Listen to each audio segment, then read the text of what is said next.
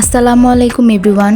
Culinary art by সানজুর আজকের আয়োজনে আপনাদেরকে ওয়েলকাম জানাচ্ছি। আজকে আমি আপনাদের জন্য নিয়ে এসেছি নান রুটি কিভাবে তৈরি করতে হবে। নান রুটি তৈরি করা অনেকটাই ইজি, আমরা বাসায় অনেক কঠিন মনে করে তাই নান রুটি তৈরি করে থাকি না। আজকের রেসিপিটা ফলো করলে আপনাদের বাসায়ও একদম পারফেক্ট নান রুটি হয়ে যাবে। চিকেন গ্রিলের সাথে কিন্তু নান রুটির কম্বিনেশনটা খুব ভালো যায়। চিকেন গ্রিলের রেসিপি আমার চ্যানেলে রয়েছে, আপনাদের সুবিধার্থে আমি লিংক ডেসক্রিপশন বক্সে দিয়ে দিব, আপনারা চেক করে নিতে পারেন। তো চলুন আর ওয়েট না করে রেসিপিটি শুরু করা যাক। শুরু থেকে শেষ পর্যন্ত দেখবেন। ফার্স্টে দেখিয়ে দিচ্ছি আমি এখানে কি কি ইনগ্রিডিয়েন্টস নিয়েছি। এখানে আমি আটা নিয়েছি 1 কাপ। আমি খুবই কম রুটি বানাবো তাই আমি অল্প করে নিয়েছি, আপনারা পরিমাণ মতো বেশি কম করে নিতে পারবেন। এখানে গুঁড়ো দুধ নিয়েছি, এরপর নিয়েছি লবণ, সয়াবিন তেল, হালকা কুসুম গরম পানি, চিনি এবং ইস্ট। দেখুন আমি আঙুলটা ডুবিয়ে রাখতে পারছি, বাট আমার আঙুলে কিছুই হচ্ছে না, না ঠান্ডা না গরম। তো এরকমভাবে কুসুম গরম করে নেবেন। এবার মিক্সিংয়ের পালা। আমি দিয়ে দিয়েছি আটা 1 কাপ, তারপর ইস্ট দিয়ে দিচ্ছি 1 চামচ, চিনি 1 চামচ, লবণ স্বাদ মতো, গুঁড়া দুধ দিয়ে দিচ্ছি 1 চামচ। ভালো মতো মাখিয়ে নিব সব উপকরণ। এরপর সয়াবিন তেল দিয়ে দিচ্ছি, অল্প অল্প করে তেল দিব আর মাখতে থাকবো। খুব ভালো মতো মাখিয়ে নিতে হবে। এরপর একটু চাপ দিয়ে দেখবেন, যদি মন্ড টাইপের হয়ে যায় তাহলে বুঝবেন সয়াবিন তেলটা খুব ভালো মতো আটার সাথে মিশে হয়েছে।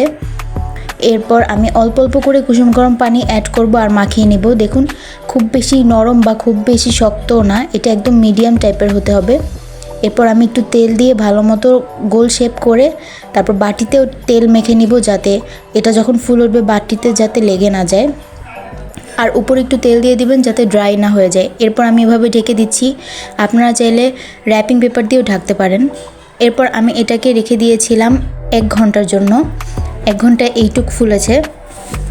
এবার ভালো মতো মেখে সেই নান রুটি তৈরি করে দেখাবো। নান রুটি তৈরি করে নেওয়া হয়ে গিয়েছে। আমাদের বাসায় যেরকম রুটি তৈরি করি সেরকমভাবেই তৈরি করবেন। আমি আজকে 3টা নান রুটি তৈরি করে নিয়েছি, আপনারা চাইলে আপনাদের পছন্দ মতো কম বেশি করে নেবেন। এবার এগুলো ভেজে নিব।